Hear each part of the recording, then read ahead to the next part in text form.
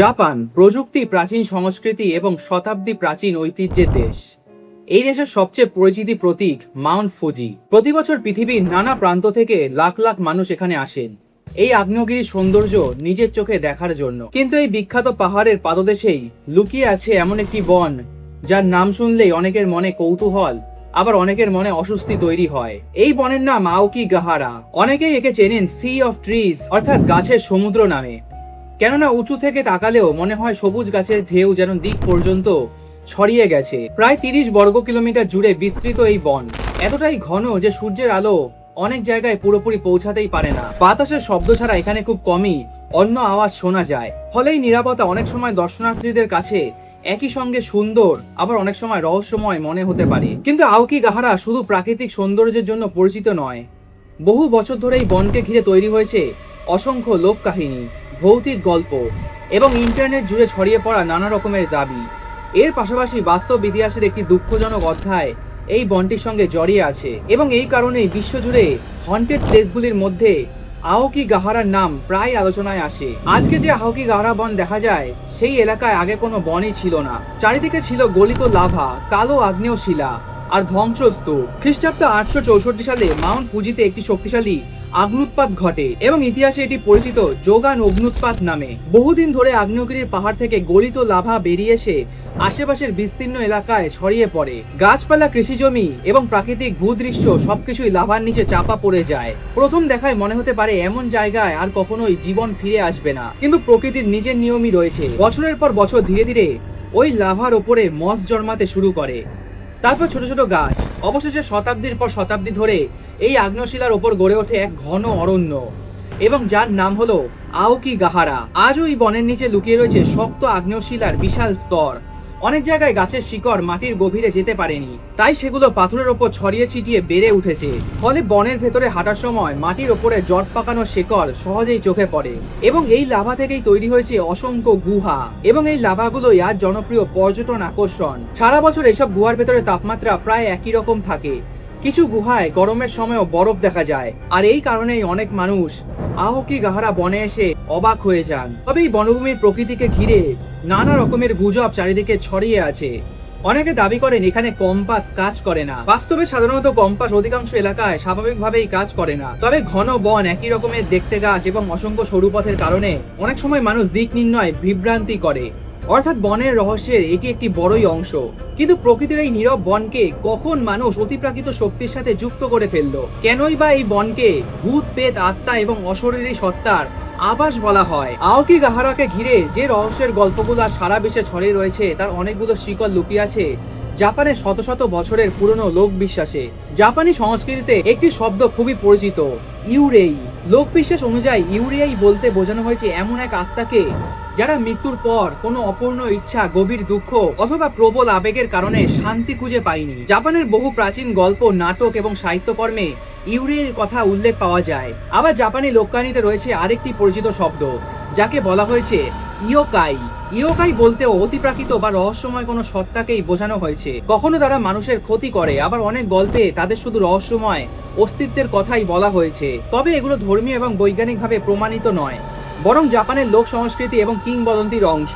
অনেকে বলতে শুরু করে রাতের বেলা ওই বনের ভিতরে অশান্ত আত্মাদের উপস্থিতি অনুভব করা যায়। কেউ দাবি করেন কোনো মানুষ না থাকলেও মনে হয় যেন কেউ পাশ দিয়ে হাঁটছে, আবার কেউ বলেন দূরে ফিসফিসানি শব্দ শোনা যায়। তবে এসব দাবির পক্ষে আজ পর্যন্ত কোনো নির্ভরযোগ্য প্রমাণ পাওয়া যায়নি। আরো একটি প্রচলিত গল্প আওকিগাহারা বনকে ঘিরে প্রায় শোনা যায়, সেটি হলো উবাসুতে। লোক বিশ্বাস অনুযায়ী কিছু বৃদ্ধ মানুষকে নাকি এই পাহাড় বা নির্জন বনে ফেলে রেখে আসা হতো এবং এই ঘটনাটিকেই বলা হয়েছে উবাসুতে। তবে উবাসুতে ঘটনাটির নির্ভরযোগ্য কোনো ঐতিহাসিক প্রমাণ নেই।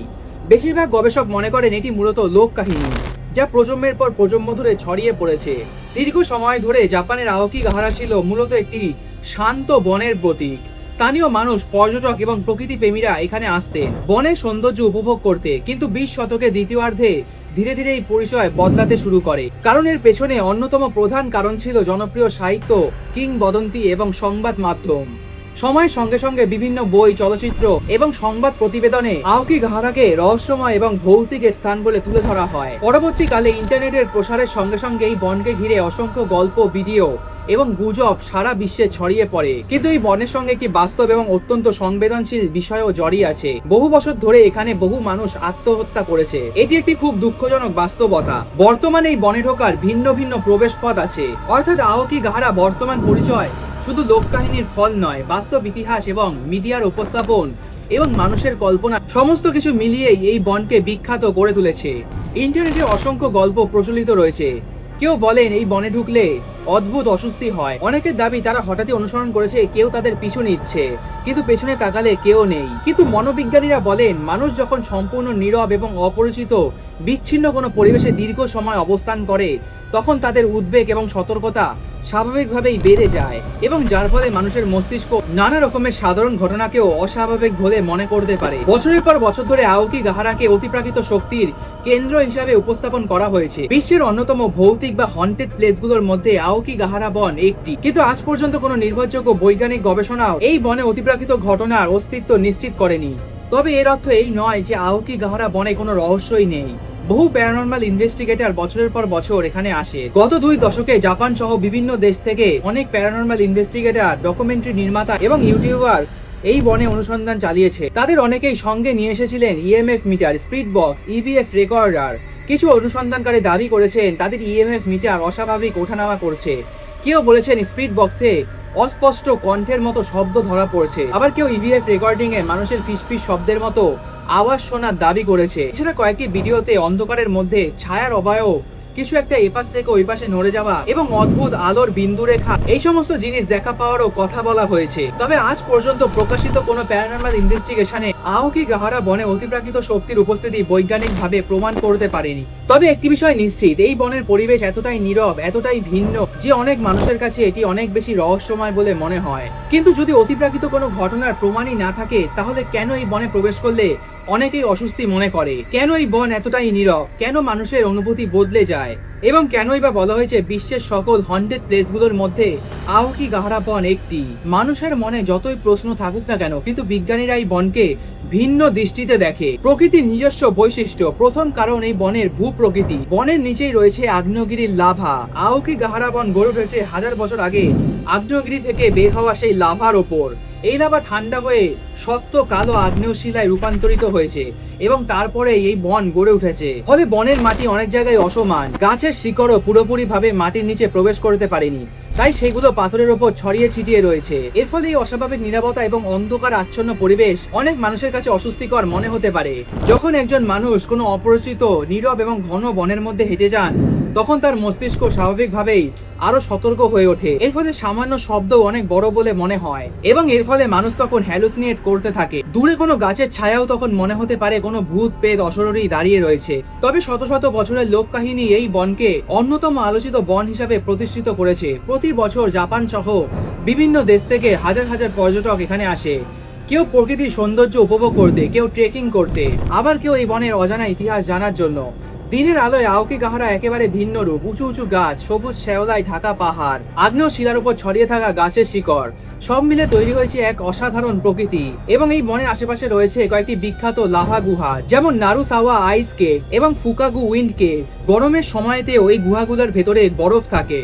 প্রতি বছর অসংখ্য মানুষ প্রাকৃতিক বিস্ময় দেখতে আসে। তবে আওকিগাহারা বনের সাথে বহু মানুষের দুঃখজনক আত্মহত্যার ইতিহাস জড়িয়ে থাকার কারণে এখানে নিরাপত্তা ব্যবস্থাও অনেক বেশি গুরুত্বপূর্ণ। বনের প্রবেশপথে দর্শনার্থীদের জন্য বিভিন্ন নির্দেশিকা দেওয়া হয়, নির্ধারিত পথ ধরে চলার পরামর্শ দেওয়া হয়। এছাড়া স্থানীয় কর্তৃপক্ষ এবং বনরক্ষীরা নিয়মিত এই এলাকায় টহল দেন। তাদের প্রধান লক্ষ্য প্রকৃতির সংরক্ষণ এবং দর্শনার্থীদের নিরাপত্তা নিশ্চিত করা। তাহলে আওকিগাহারা বন সত্যি কি অভিশপ্ত? আজ পর্যন্ত এর পক্ষে কোনো নির্ভরযোগ্য বৈজ্ঞানিক প্রমাণ পাওয়া যায়নি। তবে অতিপ্রাকৃত শক্তি, অশরীরীর উপস্থিতি অথবা রহস্যময় ঘটনা, যে সমস্ত দাবিগুলি প্রচলিত রয়েছে সেগুলো বেশিরভাগই ব্যক্তিগত অভিজ্ঞতা এবং বহু বছর ধরে ছড়িয়ে থাকা লোক কাহিনী অথবা জনপ্রিয় সংস্কৃতির অংশ। তবে এই বনকে শুধু মানুষের গুজব দিয়ে বিচার করাও ঠিক হবে না, কারণ আওকিগাহারা শুধু রহস্যের জায়গা নয়, এটি জাপানের প্রাকৃতিক প্রাকৃতিক ঐতিহ্যের একটি গুরুত্বপূর্ণ অংশ। প্রতিটি রহস্যের পেছনে কিছু না কিছু কারণ বা ইতিহাস লুকিয়ে থাকে, আর প্রতিটি জায়গার প্রতিটি ইতিহাস আমাদের নতুন কিছু জানতে সাহায্য করে, নতুন কিছু শেখায়। এবং জাপানের আওকিগাহারা বনের কাহিনীও সেরকমই। তাহলে আপনাদের কি মনে হয়, আওকিগাহারা বন শুধুই কি একটি রহস্যময় বন, নাকি এটি এমন একটি জায়গা যেটি বছরের পর বছর ধরে মানুষের কল্পনা, নানা রকমের কিংবদন্তি, ভূত প্রেত, অশরীরী প্রেতাত্মার গল্প এই আওকিগাহারা বনকে নিজের প্রকৃত পরিচয় থেকে অনেক দূরে নিয়ে গেছে? কমেন্ট করে জানাতে ভুলবেন না অবশ্যই আপনাদের মতামত। আপনারা কি ভূত প্রেত, অশরীরী, অতৃপ্ত প্রেতাত্মা এইসবে বিশ্বাস করেন? অবশ্যই কমেন্ট করে জানান। আর আজকে এই রহস্যময় আওকিগাহারা বনের ভিডিওটি যদি আপনাদের ভালো লেগে থাকে, তাহলে এই ভিডিওটি অবশ্যই শেয়ার করবেন আপনাদের বন্ধু বান্ধব, আত্মীয়, পরিবার, পরিজনদের সাথে। খুব শীঘ্রই দেখা হবে নেক্সট এপিসোডে। ভালো থাকবেন এবং সুস্থ থাকবেন।